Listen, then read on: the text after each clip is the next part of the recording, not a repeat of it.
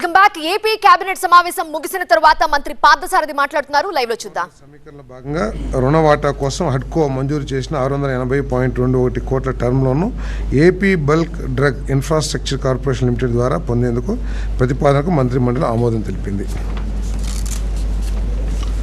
ఇప్పుడు లాస్ట్ ఒక క్యాబినెట్ మీటింగ్లో అమరావతి డెవలప్ చేయాలని చెప్పేసి ఏదైతే మన దుబాయ్లోనూ కొన్ని కంట్రీస్లో ఉన్నాయి అటువంటి ఐని డెవలప్ చేయాలని చెప్పేసి టెండర్లు కూడా పిలవటం జరిగింది. ఆ టెండర్ పిలిచినప్పుడు అంత రెస్పాన్స్ రాలేదు. కానీ ప్రీ బిడ్ మీటింగ్ వచ్చిన బిడ్డర్స్ అందరూ కూడా చేసిన సూచనల మేరకు కొంత మార్పులు చేసి మళ్ళీ ఆర్ఎఫ్పి ప్రకటించడం జరిగిందని చెప్పేసి మనం చేస్తాను. దాంట్లో ఏమిటంటే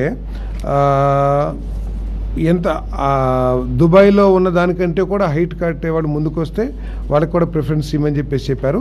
అదేం కాకుండా option 128 metre to 175 metres height Amaravati కడితే వాళ్ళకి 6 ఎకర్స్ 5 ఎకరాలేమో గ్రీన్ జోన్ కోసం, 1 ఎకరం ఏమో కమర్షియల్ డెవలప్మెంట్ కోసం.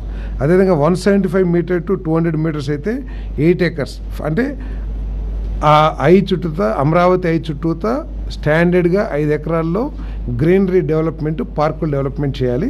దానికి అదనంగా 3 ఎకరాలు ఏది 175 మీటర్స్ టు 200 మీటర్స్ అయితే 3 ఎకరాలు, 200 మీటర్స్ టు 250 అయితే 4 ఎకరాలు, 250 అండ్ అబోవ్ అయితే 5 ఎకరాలు వారు ఈ ల్యాండ్ని కమర్షియల్గా వినియోగించుకోవచ్చు. ఏదైనా కాంప్లెక్స్లు కానివ్వండి, అది కూడా నాకు తెలిసి లీజ్ నాట్ లీజ్ బేస్ మీదే. రాష్ట్రంలో పరిశ్రమల స్థాపన, వాణిజ్య కార్యకలాపాల నిర్వహణ మరింత సులభతరం చేసే స్పీడ్ ఆఫ్ బిజినెస్ ఉద్దేశంతో పలు చట్టాలను ఏకకాలంలో సవరించే లక్ష్యంతో ప్రతిపాదించిన ఆంధ్రప్రదేశ్ ఆమ్నిబస్ చట్టం 2026 రూపకల్పనకు రాష్ట్ర మంత్రి మండలి ఆమోదం తెలిపింది. రాష్ట్రంలో పెట్టుబడిదారులకు మరింత అనుకూలమైన పారిశ్రామిక వాతావరణాన్ని సృష్టించడం, వ్యాపారాలకు ఆటంకంగా ఉన్న పాత నిబంధనల్ని సరళీకరించడం, అనుమతుల ప్రక్రియలో ఉన్న అడ్డంకులను తొలగించడం ఈ చట్టం ప్రధాన ఉద్దేశం. ఒకే బిల్లు ద్వారా వివిధ చట్టాల్లో అవసరమైన సంస్కరణలు తీసుకురావడం ద్వారా ప్రభుత్వ విధానాలను మరింత పారదర్శకంగా మార్చున్నారు. ఈ నిర్ణయంతో రాష్ట్రంలో భారీగా జాతీయ అంతర్జాతీయ పెట్టుబడులు ఆకర్షించడం, పారిశ్రామిక ప్రగతిని వేగవంతం చేసి యువతకు విశేషంగా ఉపాధి అవకాశాలు మెరుగుపరచాలన్న ప్రభుత్వ లక్ష్యం నెరవేరనుంది. అంటే ఫైర్ సర్వీసెస్కు సంబంధించి ఇంకా ఏదైనా పొల్యూషన్కి సంబంధించి వీటన్నిటిని కూడా సరళీకరించడం ద్వారా ఈ ఓమ్ని చట్టం ద్వారా వాటిని కూడా సవరించి కొంచెం స్పీడ్ ఆఫ్ డూయింగ్ బిజినెస్ పెంచడానికి ఉపయోగం. 22 కదా కబ్జా.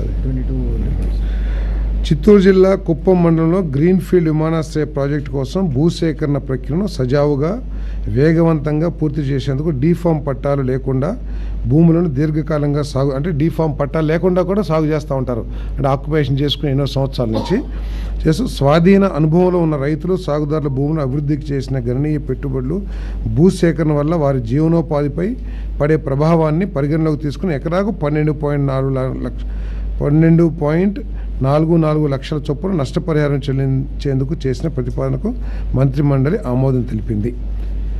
ఈ చెల్లింపు భవిష్యత్తు క్లెయిమ్లకు ఎటువంటి పూర్వ నిదర్శనంగా పరిగణించకుండా ఒకేసారి కేసు ప్రత్యేక చర్యగా అమలు చేయనున్నారు. అంటే జనరల్గా ఏంటి ఇప్పుడు దాకా ల్యాండ్ ఎక్విజిషన్ రూల్ ప్రకారం ఐదర్ పట్టా భూమి అయి ఉండాలా లేదా అసైన్డ్ భూమి అయి ఉండాలి. ఈ రెండింటికి మాత్రమే నష్టపరిహారం ఇచ్చేవాళ్ళు. కానీ ఈ విధంగా ఎంక్రోచ్ చేసేసి ఎటువంటి ఆధారం లేకుండా ఉన్న వారికి ఇచ్చేవాళ్ళు కాదు. కానీ ఈ భూముల్ని డెవలప్ చేసి అనాది దశాబ్దాలను బట్టి అక్కడ ఉండి వారి జీవనోపాధి కోల్పోతున్నారనే ఉద్దేశంతో వారికి ఎకరానికి 12.4 లక్షలు కంపన్సేషన్ ఇవ్వడానికి నిర్ణయం తీసుకున్నారు.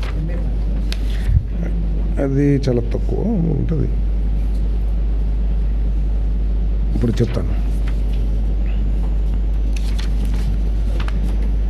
2026-27 ఆర్థిక సంవత్సరానికి రైతులకు యాన్యుటీ చెల్లింపు కోసం Andhra Pradesh power finance corporation limited నుండి 300 కోట్ల రుణాన్ని పొందేందుకు ఏపీసీఆర్డీఏ కమిషనర్ తీసుకున్న చర్యను ధృవీకరించే ప్రతిపాదనకు రాష్ట్ర మంత్రి మండలి ఆమోదం తెలిపింది.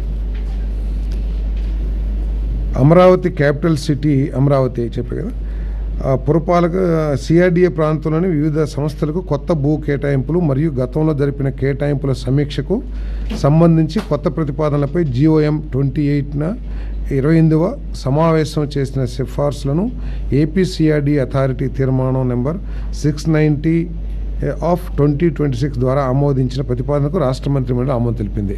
అంటే ఇంతకు ముందే అమరావతిలో గవర్నమెంట్ ఏజెన్సీస్కి కేటాయించిన భూముల గురించి మళ్ళీ అమెండ్మెంట్ తీసుకురావడం జరిగింది. దాంట్లో ఏంటంటే జియోలాజికల్ సర్వే ఆఫ్ ఇండియాకి 2 ఎకరాల 7 సెంట్లు, వాళ్ళకి registration charges free of land, free of cost లేదా 2 ఎకరాల 7 సెంట్లు. అదేవిధంగా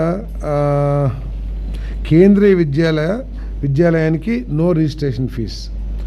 అదేవిధంగా ఏపీఐసికి హడ్కోకి ఇద్దరికి వేరువేరుగా 9 ఎకరాలు 7 ఎకరాలు అనుకుంటాను ఈ కన్వెన్షన్ సెంటర్స్ డెవలప్ చేస్తానికి ఇంతకు ముందే భూమి కేటాయించడం జరిగింది. ఏపీఐసి ఒక కన్వెన్షన్ సెంటరు, హడ్కో ఒక కన్వెన్షన్ సెంటరు. ఇప్పుడు అలా కాకుండా ఇద్దరూ కలిసి ఒకే చోట వరల్డ్ క్లాస్ కన్వెన్షన్ సెంటర్ను నిర్మించేందుకు 15 ఎకరాల 29 సెంట్లని వారికి కేటాయించడం జరిగిందని చెప్పేసి కూడా తెలియజేస్తా ఉన్నాను. ఈ కన్వెన్షన్ సెంటర్స్ 2 సంవత్సరాల్లో ఏపీఐసి చేసే పోర్షన్ ఏమో 9 నెలల్లోనే పూర్తి చేయాలని, మొత్తం టోటల్ ప్రాజెక్ట్ని 2 సంవత్సరాలు పూర్తి చేయాలని చాలా స్పష్టంగా ముఖ్యమంత్రి గారు డిపార్ట్మెంట్కి ఆదేశాలు ఇవ్వడం జరిగిందని చెప్పి తెలియజేస్తాను. అదేవిధంగా GOMS నెంబర్ 330 పురపాలక పట్టణాభివృద్ధి శాఖ తేదీ 11/10/2018 మేరకు 2వ దశ భూ సమీకరణ పథకం కింద పల్నాడు జిల్లా వైకుంఠపురం గ్రామంలోని దేవాదాయ ఇనాం భూములకు సంబంధించిన పరస్పర వివాద దావాలను పరిష్కరించేందుకు దేవాదాయ శాఖకు 122.2 కోట్ల పరిహారం చెల్లించే ప్రతిపాదనకు రాష్ట్ర మంత్రిమండలి ఆమోదం తెలిపింది. అంటే సుప్రీంకోర్టు ఆర్డర్ ప్రకారం కొన్ని నిబంధనలు ఉన్నాయి. ప్రభుత్వం కనుక ఎండోమెంట్ ల్యాండ్ తీసుకోవాలంటే, అంటే హైకోర్టుకి ఇంటిమేట్ చేసి అప్పుడే ఈ ల్యాండ్స్ ఎండోమెంట్ ల్యాండ్స్ని తీసుకోవాలి. ఇది మార్కెట్ రేట్కి 1.25%, అంటే 125% రేటుకి ఈ 122 కోట్లు ఎండోమెంట్కి చెల్లించి ఆ భూమిని తీసుకుని ప్రజా అవసరాలకి ఉపయోగించబడుతుంది. గవర్నమెంటే, CRDA. Amaravati quantum valley tech పార్క్లోని క్వాంటమ్ కంప్యూటింగ్ సెంటర్కు ఇరువైపులా T1, T2 twin office towers 47 అంతస్తులో నిర్మాణానికి సంబంధించి ఎడ్జ్ అడ్వాన్స్డ్ సర్టిఫికేషన్ ప్రమాణాలకు అనుగుణంగా షెల్ అండ్ కోర్ నిర్మాణ పనులను design and build lump sum contract విధానంలో చేపట్టేందుకు L1 బిడ్డర్ను ఖరారు చేసే ప్రక్రియ నిర్వహించడానికి AGICL మేనేజింగ్ డైరెక్టర్కు అధికారం కల్పించే ప్రతిపాదనకు మంత్రిమండలి ఆమోదం తెలిపింది. ఈ టవర్స్ 47 ఫ్లోర్స్ ఉంటుంది, 35 lakh స్క్వేర్ ఫీటు దీంట్లో నిర్మిత ఏరియా. దీంట్లో అనేక రకాలుగా భవిష్యత్తులో ఎవరైనా సరే పెద్ద పెద్ద కార్పొరేట్స్